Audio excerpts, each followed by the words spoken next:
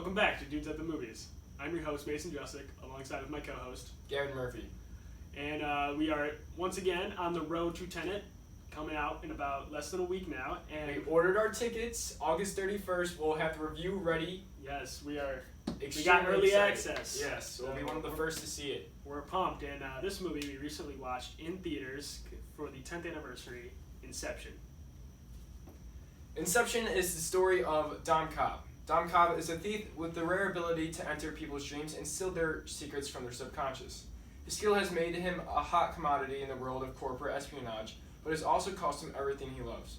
Cobb gets a chance at redemption when he is offered a seemingly impossible task, to perform Inception, the idea of planting an idea in someone's mind. If he succeeds, it will be a perfect crime, but a dangerous enemy anticipates Cobb's every move. This cast is absolutely stacked and has the likes of Leonardo DiCaprio,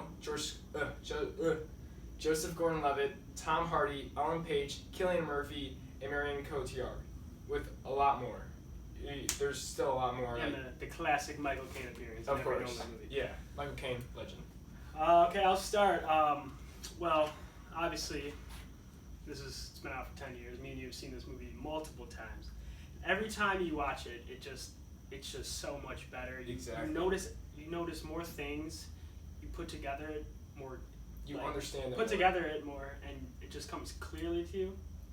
And we were able to see it in theaters, like I said, and it's mind blowing. It's so immersive. If you see it in theaters, it's a million times better. I mean, if it's at your local theater, I suggest watching it before it comes out, because it's really a great experience. First things first, Nolan. Every movie just a genius. You're gonna get a kick-ass opening. Yeah. Alongside with great practical effects. Amazing. Everything in this movie is real, on camera, no CGI, and you just have to respect it. The hard work that goes into that.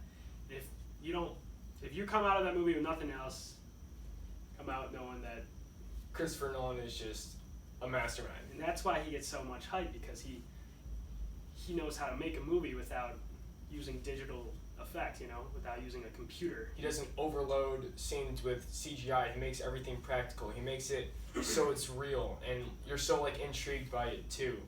You're not sitting there like, oh, that's fake.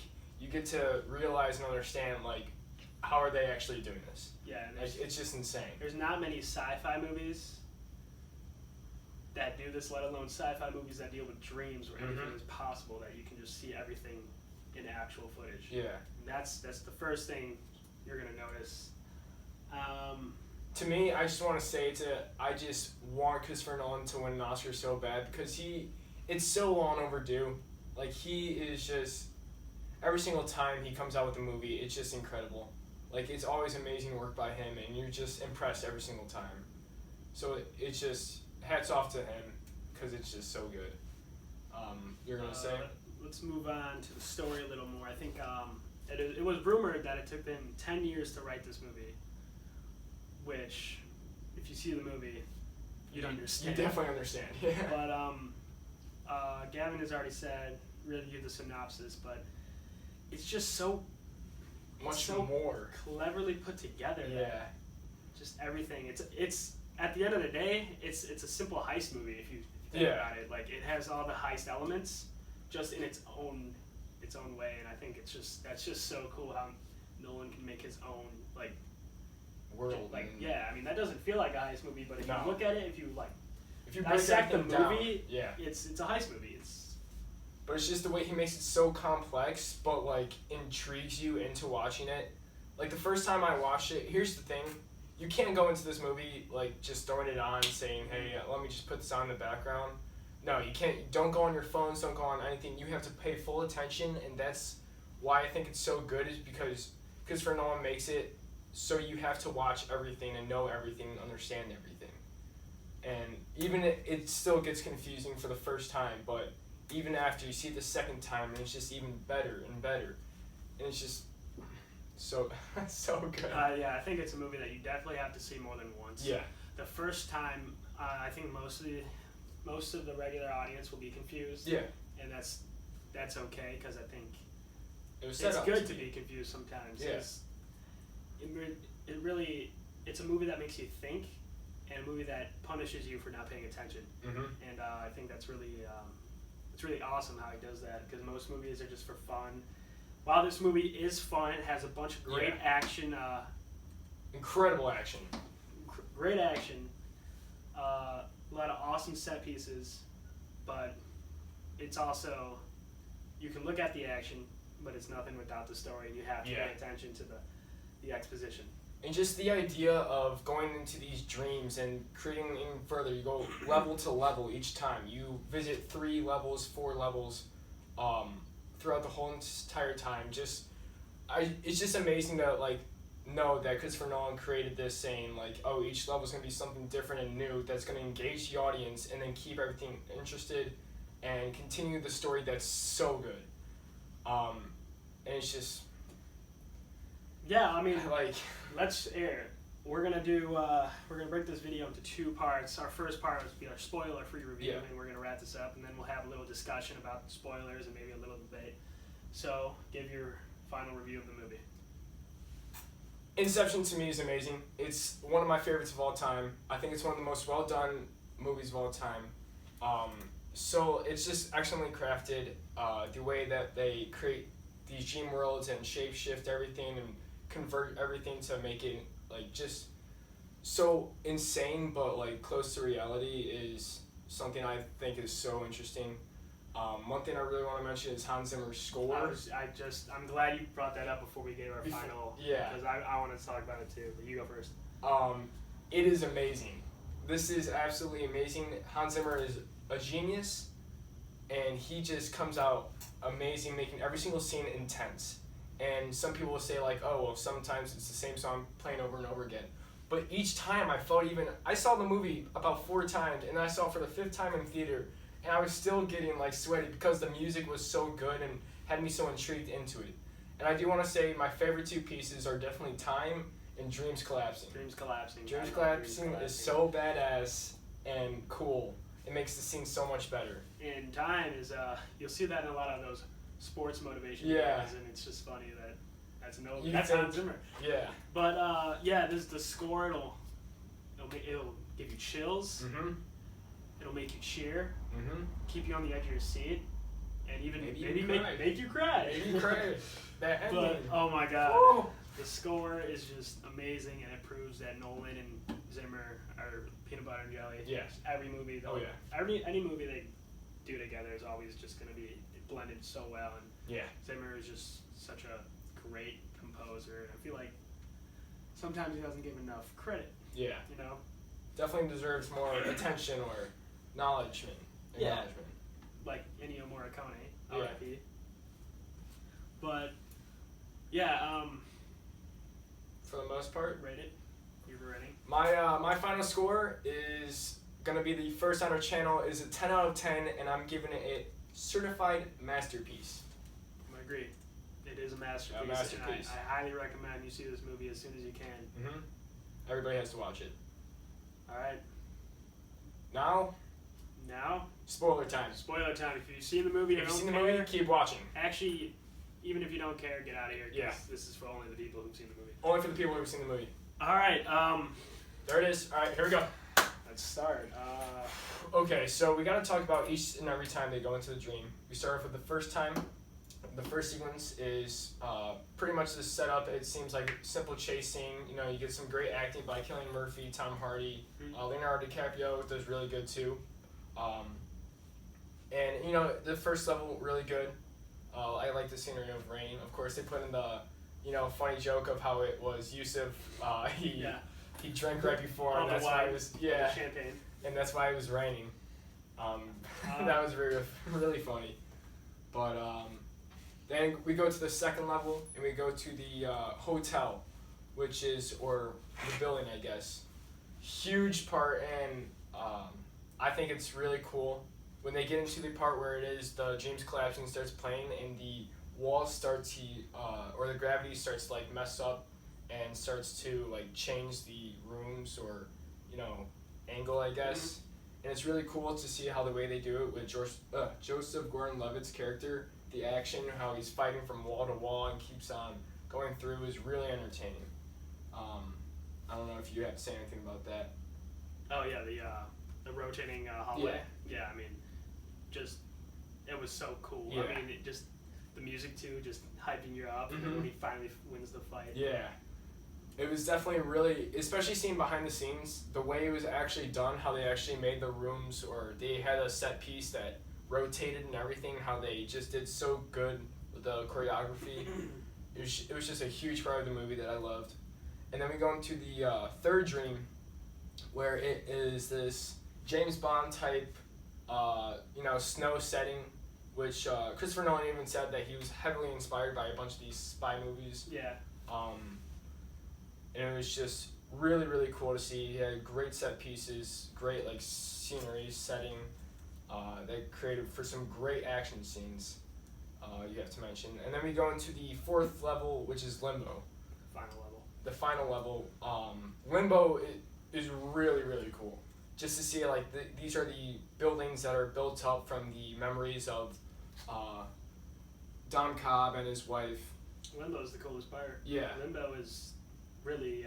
Once you wake up on that beach, you're just automatically locked into everything that happens in Limbo, and you want to know more and keep on knowing more, and it's just mind blowing to see how everything goes. I don't know. Do you have to say anything about that? About Limbo? Yeah. Well, yeah. I mean, it's just sick. It's Limbo. Yeah, it's Limbo. I mean, how Limbo fries your brain. I mean, there's stakes in this movie. Yeah. There's stakes. I mean, you can't just go into the dream world, willy-nilly, and we're gonna get out of this you're gonna fine. Be a badass, dream up a huge gun and Yeah. kill everybody. No, there's risks, and that's just without that. I mean, it's like using dreams as like a core setting is always risky because it's always just like, oh, you can wake up, but. Especially how they do it where there's multiple risks. Dom Cobb has the risk of not being able to see his family again.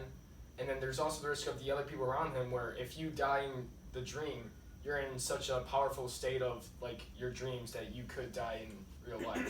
Yeah, and the characters don't even have much like arcs themselves, but just the acting makes them feel so real. Mm-hmm.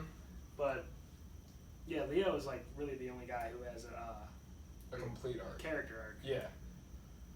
But it's still like that's not a negative thing. No, that's it's just amazingly done by the cast. It's actually a credit to the cast, especially Joseph Gordon-Levitt and Tom Hardy. Oh yeah. Oh my God, Tom Hardy's he's always so good. He's amazing. He's awesome in every Nolan movie. Yeah, he's awesome. Exactly. But yeah, he killed it. They all killed it. Everybody killed it. Yeah. Before we head into the big question, I think we should talk about that opening scene. From the beginning, you're shown the end. Yeah. And then you jump in to what you think is the dream world. Then they wake up, and you're like, okay, here's the real world. Yeah. And then oh my God, he tricks you. That's just that might be aside from The Dark Knight, The Dark Knight Rises, I think that might be his best opening. Yeah, although it definitely competes with those three. Oh yeah. Yeah. The opening is something you have to talk about because it gets you ready without you even like knowing. Like I the first time I watched it doesn't really even get you ready. You kind of just you're jumped in, like you're in the middle, thrown into this, and you're like, I mean, everyone knows it's about dreams going in, and you wake up. I mean, then they wake up. And you're like, what's going on? Like, and then they keep on going. You're questioning everything. That's what I love about the opening scene. It shows all of the rules of the dream world and like of the whole thing, but you don't know. And then the movie kicks off from there, and then you learn everything, and then you go back. And I just think that's just such good storytelling. Yeah, exactly. I think it's incredible. And so by the time you reach the end, you know everything. And that's why the ending scene, where he's spinning the top and it keeps spinning, and then it kind of shakes a little bit, and then black. Cuts to black. That's why it just hits different. Yeah. Because oh my God, you the learn first time, everything. You start off confused and you end just wanting more. Yeah. Like you want to know what happened. He gives that classic Nolan ending where you're like, what the hell is going on? And he makes you think too, and it's just, I got chills so many times, like just watching that, like the final scene. was just chilling. Like, oh my god! I got like a gut feeling where I was like, oh man. When they're talking in the dining table, yeah. Limbo, and then he's like, come back yeah. to us. And then when Sato grabs the gun and it cuts to Leo opening his eyes, and then Jack starts playing. Oh my god, dude! I want to like. That's one of my favorite movie endings ever. It's without a doubt. Definitely in the top 3. Yeah. We'll talk about that one day. Because I just brought it up that there's so much to talk about. But anyway, yeah. Oh my god. And the ending is just. I don't even care if it's fake or real. Yeah. It just leaves me in awe. I know. It's just incredible to watch. Like, it leaves me in awe every single time. That is one of the best ending scenes, like, for sure, like you said. It was just... I mean, that's how you throw the audience off. Yeah. That throws the whole movie off, to be honest. Mm-hmm. Like, in a good way. But, I guess the real question is, we should probably get into, what do you think, fake or real? Well, let's establish that Nolan has said it doesn't matter if it's fake or real. What matters is he doesn't care anymore. And I think that kind of... Well, I like that he left it out for the audience. It also kind of cheats it because he does give you reasons to believe it's real and reasons to believe it's fake. And yes, he wanted to do that, obviously, but I don't even know. I mean, I guess he just... Because the kids are in that same position every time you see him when he's dreaming about him. The odds they are in that same position doing the same thing again is just unrealistic. Mm-hmm. However... What's after Limbo, you know? Yeah, exactly. Like, why would he just wake up there? The kid said I'm building a house on the cliff. Yeah, a lot of clues. He's wearing, it was every single time that he's in the dream, he's wearing his wedding ring. Every single time that he's in real life, he's not. Was he wearing his wedding ring? He was wearing his wedding ring. See, but then Michael Caine says every scene he's in is real. So I'm just gonna say, to me, I think Cobb deserves it. What do you mean? He deserves it to be real. Oh yeah. He deserves it. He worked so hard. He pulled off the near impossible. But I just think there's no way to ever confirm it. No one's ever gonna be right about it. Even Nolan said that basically. So I think it's just a BS fight. At first I was like all for like, oh, it's a dream, you know, oh, it's reality, you know, I switch off, but I don't think it even matters too. I mean, it doesn't matter. It does, yeah. Because he said that, but to me, there's just no way to prove it. Yeah. So I'm just gonna leave it at Cobb's fine. Yeah. I'm sad. I'm sad because I don't know, and I just want to know. I'm emotional because it might be real, and I'm emotional because it could be fake, and that's it. But I definitely do jump back and forth from time to time whether I think it's real or fake. But as of now, I tend to think it's fake. I think so you're gonna go full fake and not even. Well, okay, so. No, because I don't think it even wants you to think one way. I don't think it doesn't want you to think away. I know. It just wants you to see this is it. That's just what I'm saying, and that's what I definitely. I know. It goes over a lot of people's head. Yeah. Even though he's confirmed that it doesn't matter.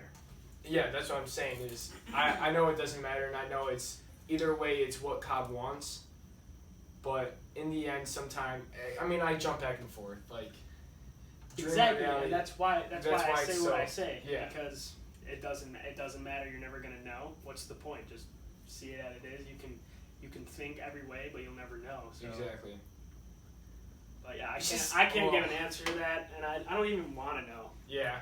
I don't want to know, man. I don't want to know. I like it, alright? I like being confused sometimes. This is one of those cases where it's fine, okay? Yeah. I don't need to know, I guess. I think that's why Nolan does such a good job with this movie, too, or that's why it's so talked about. Like, people are still I still see on YouTube, videos are still being made about Inception because it's... all the little details. Yeah, Christopher Nolan, his whole goal was to make everybody question everything without even giving an answer. And it's just something, that's just how he gets the movie talking out to others, and everybody's like, oh, you gotta see Inception. And then they pose their own ideas, and then it just creates more and more conversation. And that's why Christopher Nolan is a genius. He's an absolute genius. Okay? There's just so many lame movies that just like, I predict everything. This movie can never bore you. Yeah. Like most Nolan movies. And masterpiece. It's a masterpiece. That, guys. An absolute masterpiece. One of my favorites of all time. Me too. I don't know about it. Yeah. It is. It really is. It is? It really is. It's just so good. I mean, I think that's just the perfect way to cap it off. Yeah, me too. Just to confirm, both of our scores are 10 out of 10 masterpieces. And that wraps it up. Thank you guys for watching. One more thing. This has to be addressed because some of our audience was mad. He knows who we're talking to. We forgot to mention in the Prestige that David Bowie was Nikola Tesla. And, our apologies. We're foolish for forgetting that. We will perform better next time. I don't know. It was, how could you miss David Bowie? Yeah, but that was just a minor thing. No, Prestige was rough to review. Yeah. But yeah, okay. That caps it off. Road to Tenet. Road to Tenet continue. We have the Dark Knight trilogy. We're about to film. We're gonna do the Dark Knight trilogy soon. Expect that within the next day, and then we're gonna do Dunkirk and Interstellar, and then we'll have Tenet. Tenet will be Monday night, right after we watch it. Exactly. So, if you guys want, leave your thoughts of the movie in the description below. Leave what you believe. Or the comments. You know, I mean, we're definitely gonna. What we say, whatever you say. I mean, it's we're gonna read them all. We read every them all movie for sure. is subjective. So, yeah, we read the 2 comments we get. Yeah. But yeah, like, subscribe, share this to others, please. Maybe put the bell on. Oh. Okay. That'd help. But other than that, I'm done here. Me too. All right. Signing off. See ya.